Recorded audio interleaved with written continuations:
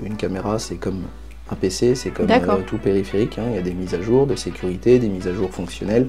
Voilà, donc tout ça, on le fait effectivement minimum une fois par an. Je pense qu'il y a beaucoup de systèmes qui sont déjà très vieillissants. On n'a pas le droit de mettre de caméra sur des salles de pause, par exemple. D'accord.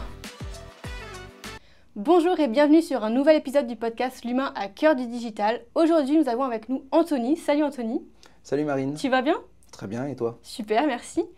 Aujourd'hui, on va parler d'un sujet qui est crucial pour les entreprises. On va parler vidéoprotection. Mais avant de parler du cœur du sujet, est-ce que tu peux un petit peu te présenter?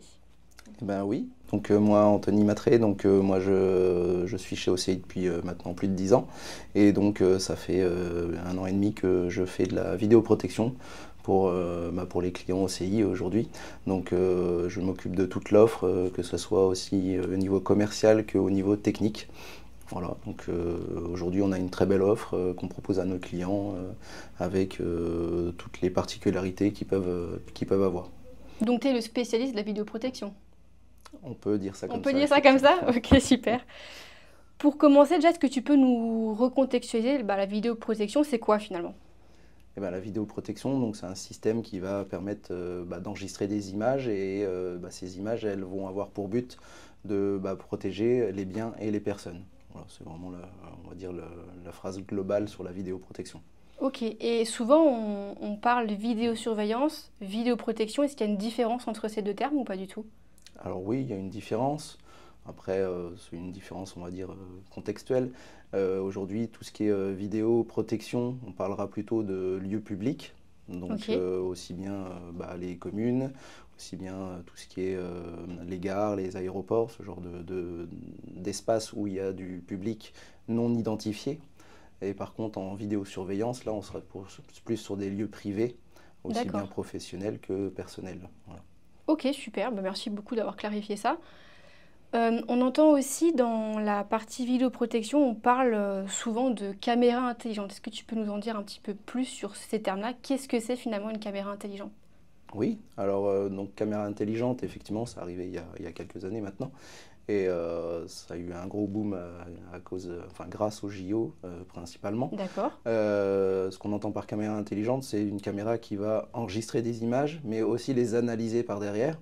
Donc évaluer par exemple s'il y a une bagarre, dire voilà, on va faire une remontée d'informations au PC sécurité et derrière on va pouvoir intervenir très rapidement. Un autre exemple, c'est tout ce qui est détection thermique, élévation de température, détection de départ de feu. Voilà, ça c'est des exemples parmi tant d'autres, mais aujourd'hui avec justement l'intelligence qu'on a dans les caméras, on peut faire énormément de choses aujourd'hui et pas seulement enregistrer des images. D'accord, ça tombe bien, tu dis qu'on peut faire énormément de choses, mais est-ce qu'il y a aussi des choses qu'on ne peut pas faire avec une caméra intelligente? Alors oui, forcément, il y a des choses aujourd'hui qui ne sont pas encore possibles, mais je dirais qu'avec tout ce qui est avènement de l'IA, ces choses-là commencent à se réduire énormément. Et aujourd'hui, on est en capacité de faire énormément de choses, et je dirais qu'il n'y a plus trop de limites. Voilà. D'accord. Et c'est quoi les cas que tu rencontres le plus dans ton quotidien? Les cas que je rencontre, c'est plus déjà arriver avec une caméra à identifier une personne ou un véhicule et dire voilà la petite souris qui va passer devant l'écran, enfin devant la caméra pardon, ou devant l'oiseau ou ce genre de choses, les inhiber. Voilà, tout ce qui est fausses alertes, essayer d'éviter tout ça. Donc ça c'est le premier cas et je dirais le plus courant. Après le deuxième cas, ça serait plus tout ce qui est lié au thermique, comme j'ai expliqué tout à l'heure. D'accord. Tout ce qui est départ de feu, aujourd'hui c'est quelque chose de très important. On a maintenant toutes les entreprises sont équipées de bornes de recharge, de véhicules électriques. Ces véhicules sont quand même assez dangereux parce qu'il y a beaucoup d'électricité, d'énergie et donc des explosions possibles. Donc derrière, mettre une caméra thermique pour effectivement surveiller ces espaces, c'est quelque chose de très important. Je pense aussi aux déchetteries. Les déchetteries aujourd'hui, tout ce qui est environnemental, triage des déchets, tous ces déchets sont ultra inflammables. Et donc derrière, mettre une caméra pour surveiller ces espaces, c'est quand même très important. On voit encore trop souvent des entreprises où il y a un départ d'incendie et ça, c'est énorme pour une entreprise, c'est une perte énorme. Complètement. Ça tombe bien du coup que tu parles d'incendie parce que, comme tu le dis, c'est un sujet qui revient souvent auprès des entreprises. Du coup, est-ce que selon toi, la vidéoprotection, c'est vraiment un sujet qui est essentiel aujourd'hui pour les dirigeants d'entreprise? Et si oui, pourquoi? Est-ce que tu peux un peu nous expliquer les raisons? Euh, Aujourd'hui, c'est encore trop ce que j'appelle un mal nécessaire. Mhm. L'entreprise qui n'a jamais eu de problématique, bah, aujourd'hui ne pense pas utile de s'équiper, surtout que voilà, effectivement, ça a un coût hein, de s'équiper, aussi bien au niveau du matériel que au niveau du câblage, parce qu'il faut faire arriver un câble à chaque caméra. C'est poussé quand même de plus en plus par les assurances, parce qu'au bout d'un moment, effectivement, les assurances, elles veulent aussi des garanties de limiter au maximum tout ce qui est incendie, vol, etc. Donc c'est quand même poussé de plus en plus par les assurances. Et aujourd'hui, le message qu'on essaye de faire passer chez OCI, c'est que la caméra, ça ne fait pas que enregistrer, ça peut faire plein d'autres choses. Voilà, on a parlé de cas effectivement, on va dire assez négatifs, mais il y a aussi tout ce qui est productivité qu'une caméra peut faire. Analyser, analyser des allées pour voir le nombre de passages, comptage de personnes, comptage de véhicules. Donc, tout ça, c'est des métriques qui peuvent être montées par une caméra. Et derrière, on peut adapter le fonctionnement d'une entreprise, le fonctionnement d'un magasin, dans une commune aussi, adapter la circulation. Donc tout ça, c'est possible avec une caméra. Aujourd'hui, une caméra, ça peut faire beaucoup plus qu'enregistrer. En effet, du coup, souvent, quand on pense vidéoprotection, on pense au pire. On pense vol, incendie, mais en fait, c'est vraiment au-delà de la sécurité, il y a d'autres enjeux pour les entreprises. Oui. Donc, tu as parlé de productivité, forcément de la sécurité. Est-ce qu'il y en a d'autres qui te viennent en tête? Non, effectivement, productivité, sécurité, c'est vraiment les trois principaux aspects. Après, dans sécurité, on a la sécurité des biens d'un côté et la sécurité des personnes aussi de l'autre. Aujourd'hui, par exemple, une caméra, elle peut avoir pour objectif de détecter la chute d'une personne. D'accord. Donc ça, c'est grâce à l'IA, du coup? Grâce à l'IA, tout à fait, ouais.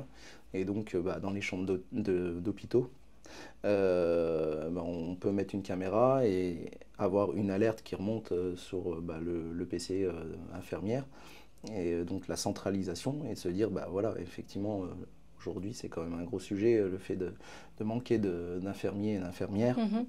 Donc se dire qu'une caméra peut remplacer, on va dire. En tout cas, aider. Aider, voilà, effectivement, c'est pas remplacer, effectivement, c'est pas le mot, mais aider tout le centre hospitalier pour alerter quand il y a un problème, et ben, c'est quelque chose qui est quand même très intéressant.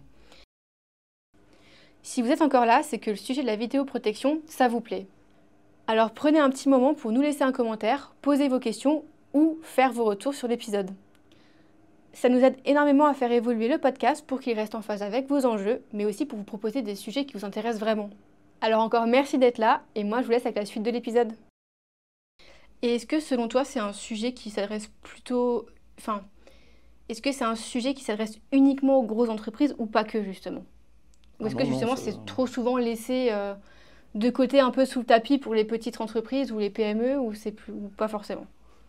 Non, c'est pour tout le monde, ça c'est une certitude. Je vois pas pourquoi certaines personnes seraient impactées ou en tout cas auraient ce sujet et d'autres non. Aujourd'hui, dès que vous avez du bien matériel et même des personnes qui travaillent tout simplement, à un moment donné, c'est effectivement pour moi quelque chose d'important de mettre en place de la vidéoprotection, aussi bien pour l'entrepreneur, le dirigeant, et aussi bien pour les salariés, parce que ça les sécurise quand même. C'est quelque chose d'important de se sentir sécurisé, de dire voilà, j'ai quand même... je vais prendre l'exemple, on a des logements, une société qui s'occupe de logements sociaux. D'accord. En fait, dans la partie bureau, il y a des caméras effectivement qui sont présentes, qui ne filment pas en temps réel. Par contre, dès que la personne se sent menacée, parce que la personne en face commence à devenir virulente, et elle a un bouton d'alerte qui permet non seulement de déclarer l'alarme au centre de surveillance, et de lancer l'enregistrement de la caméra. Ok. Et donc, avec ça, les personnes qui travaillent dans des environnements assez difficiles, je dirais, Oui, derrière se sentent un peu plus rassurées en ayant cette caméra et cette remontée d'alerte. bien sûr, on travaille de façon beaucoup plus sereine du coup. Voilà, c'est ça. Et si on en vient un peu au côté technique, on va parler un petit peu réglementation. Oui. Est-ce qu'il y a des choses spécifiques qu'il faut respecter, des choses qu'on a le droit de faire, qu'on n'a pas le droit de faire justement? Alors oui, effectivement, c'est réglementé par la CNIL. D'accord, Donc c'est la CNIL qui met en place les réglementations. Et alors au niveau privé, voilà, c'est votre bien, donc vous êtes chez vous. Donc c'est assez limité au niveau des réglementations.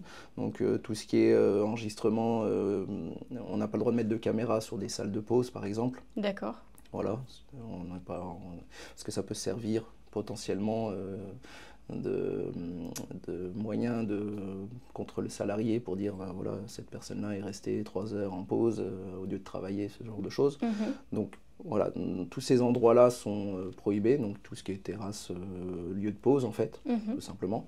Donc ça vient aussi sur la cuisine, et puis donc tout ce qui est sanitaire, bien entendu, ça peut paraître... Ça tombe sous le sens. Voilà, mais voilà, c'est important de le rappeler. Oui, Voilà, et après le plus important en fait, c'est juste de mettre des pancartes à l'arrivée de l'entreprise avant d'avoir les caméras pour prévenir les personnes et leur dire, voilà, aujourd'hui, là vous arrivez dans un espace qui est vidéo protégé et donc vous êtes enregistré forcément. donc la communication a toute son importance aussi auprès des salariés ou des visiteurs. Exactement, oui, tout à fait. Voilà, des salariés et des visiteurs, effectivement. D'accord. Et dans ces panneaux, il faut aussi stipuler qui a l'accès à ces enregistrements, parce que ça peut aussi bien servir aux personnes qui viennent comme ça. Par exemple, je prends l'exemple d'un véhicule qui serait fait abîmer sur le parking d'une entreprise. Et derrière, sur ces panneaux-là, vous avez le numéro de téléphone, le contact de la personne qui a accès aux enregistrements pour pouvoir dire, voilà, je peux aller voir la personne, retrouver les enregistrements et aller voir la personne qui a rayé ma voiture, par exemple. Ok, d'accord. Super. En fait, ça va super loin, quoi. On peut vraiment tout retracer. Enfin, si en tout cas l'entreprise a mis en place les bons process et la bonne manière de communiquer, Tout ça à peut fait. vraiment être un support pour l'entreprise. Exactement, oui. Et si maintenant je te demandais de faire un état actuel, général, des entreprises aujourd'hui par rapport à la vidéoprotection, qu'est-ce que toi tu en penses? Qu'est-ce que tu dirais?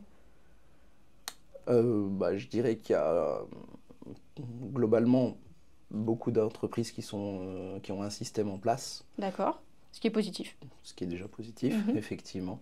Néanmoins, je pense qu'il y a beaucoup de systèmes qui sont déjà très vieillissants. Mhm. Aujourd'hui, une caméra, il faut compter 7 ans. Au bout de 7 ans, voilà, non seulement la qualité d'image, et puis elle peut tomber en panne beaucoup plus rapidement.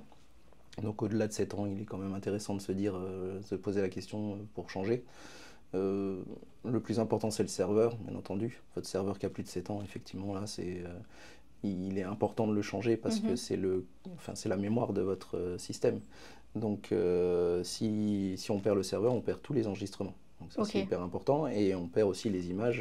Donc il faut le temps de commander le serveur, de l'installer, etc. Donc là, vous êtes dans le noir pendant énormément de temps. D'accord. Donc, vaut mieux être proactif sur la partie serveur. Sur la partie caméra, c'est un peu moins important parce que voilà, on perd une caméra. Bon, il y a juste un seul endroit. Potentiellement, votre prestataire, je sais que nous par exemple, on a du stock. Donc, tous nos clients OCI qui perdent une caméra, on est en capacité d'aller leur installer une caméra de spare, ce qu'on Mhm. appelle une caméra de spare, le temps de commander la bonne caméra. Donc, ça, c'est le plus important. Est-ce que tu trouves que les entreprises, globalement, elles sont préparées ou elles attendent souvent que le pire arrive pour passer à l'action? C'est comme dans beaucoup de sujets, effectivement, on attend quand même souvent que le pire arrive pour ensuite s'équiper et on va dire se mettre à niveau pour éviter que ça se reproduise. Alors, pour éviter ça, est-ce que tu aurais des conseils aujourd'hui à donner à un dirigeant d'entreprise par rapport à la vidéoprotection, bien évidemment? Et effectivement, ouais, moi, comme je disais tout à l'heure, vérifier son système s'il fonctionne déjà, Mhm. parce que souvent on laisse... T'es déjà arrivé de tomber sur quelqu'un qui pensait que le bien système sûr, oui. fonctionnait alors que pas du tout? Bien trop souvent même. D'accord, ok. Donc voilà, effectivement, on fait le point et on se connecte. Et puis j'ai 3, 4 caméras qui ne fonctionnent pas, elles D'accord. sont noires. Donc effectivement, on laisse vivre un système et on se dit, bon, on est paré, on est protégé. Et voilà, c'est comme une assurance, on se rend compte que Oui, c'est ça. quand on en a besoin, que si elle est bien ou pas bien. Et là, effectivement, ça peut être le même cas. Et là, c'est plutôt la douche froide dans ces cas-là. Donc bien surveiller ça. Nous, on préconise une fois par an de faire au moins donc un check-up complet, Mhm. c'est-à-dire vérifier que tout fonctionne bien, faire les mises à jour, parce qu'une caméra, c'est comme un PC, c'est comme D'accord. tout périphérique, hein. Il y a des mises à jour de sécurité, des mises à jour fonctionnelles. Voilà, donc tout ça, on le fait effectivement minimum une fois par an. Ok. Voilà. Et après, on a des services de supervision aussi qui existent, qui peuvent surveiller en temps réel et nous remonter les alertes si Mhm. une caméra ne fonctionne plus, si le serveur ne fonctionne plus, si le stockage est HS, Mhm. voilà, ce genre de choses. Donc voilà, D'accord. c'est ce que je Merci conseillerais. beaucoup pour ces conseils en tout cas. Et peut-être un exercice un peu difficile, mais est-ce que tu arriverais à me donner en une phrase ce qu'est la vidéoprotection? À me définir ce qu'est la vidéoprotection en une phrase? Ou c'est trop difficile? Je sais pas. Je dirais que basiquement, c'est voilà, sécurité des biens et des personnes. Et c'est le principal aujourd'hui, que ce soit dans une commune ou chez un professionnel ou chez soi même. Mhm. Voilà, c'est la Oui, c'est vrai. sécurité des biens Mm. et des personnes. Voilà. D'accord. Bah écoute, merci beaucoup Anthony pour toutes ces informations. Moi j'ai appris Ouais, plein de choses aujourd'hui, donc merci à toi pour avec toutes ces plaisir. informations. Et peut-être qu'on se retrouvera dans un prochain podcast, je l'espère. Avec grand plaisir. Voilà. En attendant, moi je vous dis à très bientôt pour un nouvel épisode de l'humain à cœur du digital. Salut Anthony. Salut Marine. Vous avez apprécié ce moment? Alors laissez-nous un commentaire, un avis ou partagez cet épisode autour de vous. Et nous, on se dit à très bientôt pour un nouvel épisode de l'humain à cœur du digital.